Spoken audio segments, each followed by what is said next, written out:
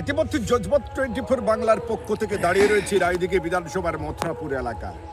গতকাল স্বরাষ্ট্রমন্ত্রী এসেছিলেন ওই মাঠে, আর তার পরিবর্ত সভা অর্থাৎ পাল্টা সভা আগামী 8 তারিখ 8ই মার্চ অভিষেক বন্দ্যোপাধ্যায় আসছে এই মাঠে। অর্থাৎ বলতে পারা যায় অমিত শাহ অর্থাৎ স্বরাষ্ট্রমন্ত্রী মুখ্যমন্ত্রী মমতা বন্দ্যোপাধ্যায় এবং অভিষেক বন্দ্যোপাধ্যায়ের বিরুদ্ধে যেভাবে বিষোদ্গার করেছিলেন তার পাল্টা জবাব দেওয়ার জন্য অভিষেক আসছেন।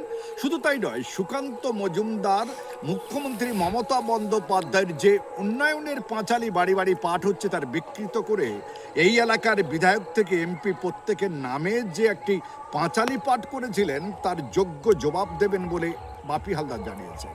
আর কিছুক্ষণ আগেই কিন্তু ইতিমধ্যে এখানে সাংসদ বাপি হালদার, এলাকার প্রশাসন সবাই কিন্তু মাঠ পরিদর্শন করেছেন। আর এখন দেখার আগামী 8 তারিখে যে আসছে অভিষেক বন্দ্যোপাধ্যায়, সেই অভিষেক বন্দ্যোপাধ্যায়ের কত লগয়। কারণ গতকাল বিজেপির পক্ষ থেকে বলা হয়েছিল প্রায় 8 লক্ষ মানুষের সমাগম হতে পারে, তবে আশা তাদের পূর্ণ না হলেও বেশ কিছু মানুষ বা বিজেপি সমর্থক তারা এসেছিলেন।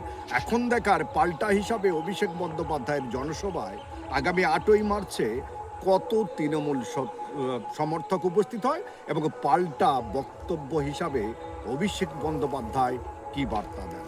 দক্ষিণ 24 পরগনাতে গোপাল শীলের রিপোর্ট, জজবাত 24 বাংলা। দাদা 8 তারিখের সভা কি বলবেন?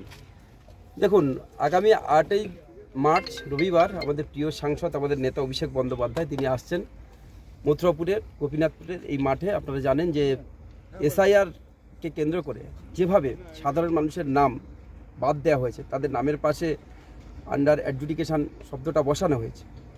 তো এর ফলে সাধারণ মানুষ যেভাবে একটা বিড়ম্বনার মধ্যে পড়ে রয়েছে, তারা সাধারণ মানুষের মধ্যে একটা অস্থিরতা আমরা লক্ষ্য করতে পারছি। সে বিষয়ে প্রিয় সাংসদ সকলকে আশ্বস্ত করবেন। সাথে সাথে গতকাল আপনারা জানেন দেশের স্বরাষ্ট্রমন্ত্রী যেভাবে তিনি এসে বাংলার সম্বন্ধে প্রচার করেছেন, অপপ্রচার করেছেন, এবং বাংলার নেতা নেত্রী শুধু নয়, আমাদের মতো আমরা যারা স্থানীয় লেভেলে কাজ করি আমাদের সম্পর্কে তিনি কুরুচিকর মন্তব্য করেছিলেন।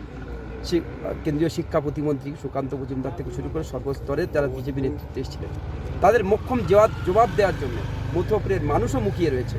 এই 8 তারিখের মিটিং গতকাল অভিষেক বন্দ্যোপাধ্যায় আমাদের প্রিয় সাংসদ যখন ঘোষণা করলেন, আপনারা দেখেছেন আমাদের হাজারে হাজারে লক্ষ লক্ষ মানুষ তাদের কমেন্ট যে এইরকম একটা মিটিং হওয়ার খুব দরকার আছে, সাধারণ মানুষ মুখিয়ে আছে এই মিটিংয়ের জন্য।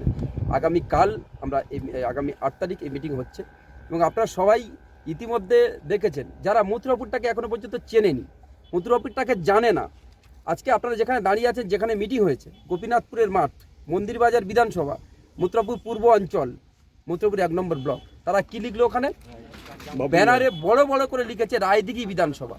যারা মথুরাপুরকে চেনে না, যারা মন্দিরবাজারকে চেনে না, যারা রায়দিঘিকে চেনে না, আগামী দিন আমরা বাংলা কি সেটা ওদের চেনাবো, মথুরাপুরটা কি সেটা চেনাবো, রায়দিঘিটা কি সেটা চেনানোর জন্য আগামী 8 তারিখে আমাদের এই সভা। মানুষের সমাগম কেমন হবে? লক্ষাধিক মানুষের সমাগম হবে, লক্ষাধিক মানুষের সমাগম হবে। মানুষের উচ্ছ্বাস, আবেগ অভিষেক বন্দ্যোপাধ্যায়ের প্রতি, সেটা আপনারা 8 তারিখ দেখতে পাবেন। Thank you.